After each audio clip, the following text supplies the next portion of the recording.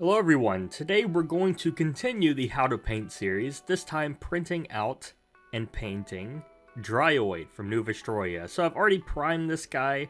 We're going to use this metallic copper here, it's called Radiant Copper.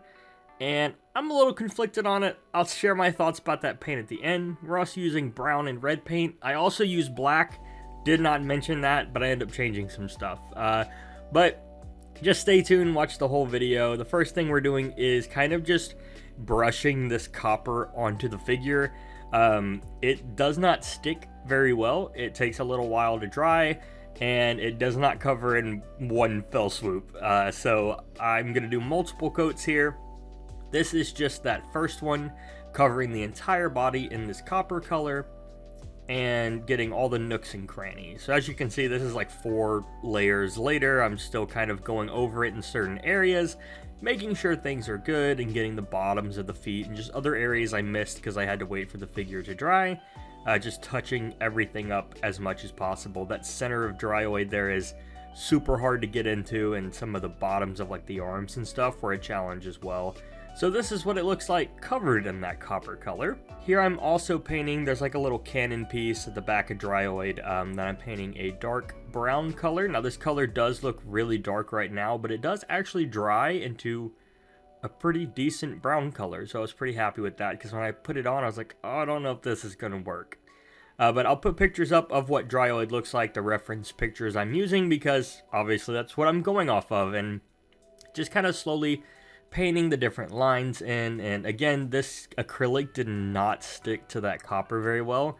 I ended up having to just apply it as best I could, wait for it to dry, and then put on more layers. I think I did 3 layers of brown. I think the second layer almost got it, and then the final layer, the third layer, was pretty much on top of it and getting it. And so this right here is just a time lapse of me getting all those little spots, getting as much as I can covered in preparation for that next layer. Here we go, applying that second layer, and this one is going on the little cannon piece, little, like, I don't know what you call that, cannon or sword or whatever it was, I can't remember.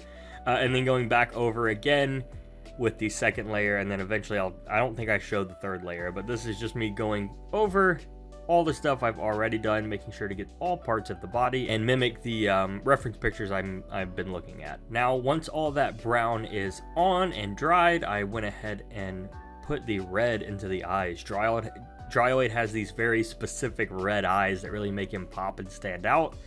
So I go ahead and very, very carefully, with some watered down red acrylic paint, put in his eye, and then add in all the other lines there as well.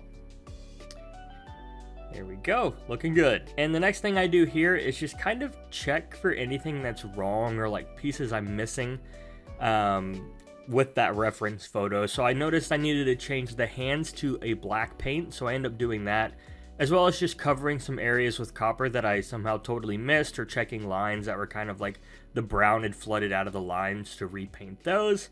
Once I did that, I then took it outside and sprayed it with a nice glossy clear coat like I did on my other mechanical vexos Bakugan, and that's how that turned out right there. It's still drying. And then I also did that little back piece that will be put on Dryoid's back, so I shoot that very generously and spin that around so it's good, and bam, here is the final result of Dryoid. So in this picture, the copper looks very, very, well, copper.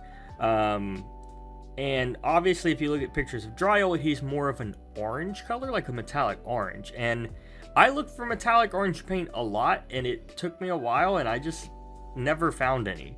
And so I'm a little conflicted, because Dryoid looks like this in white light, but if you take him out in the sunlight, like this is a bright day, around 2 in the afternoon, and it looks orange. It looks shiny, metallic, and orange. So I don't know.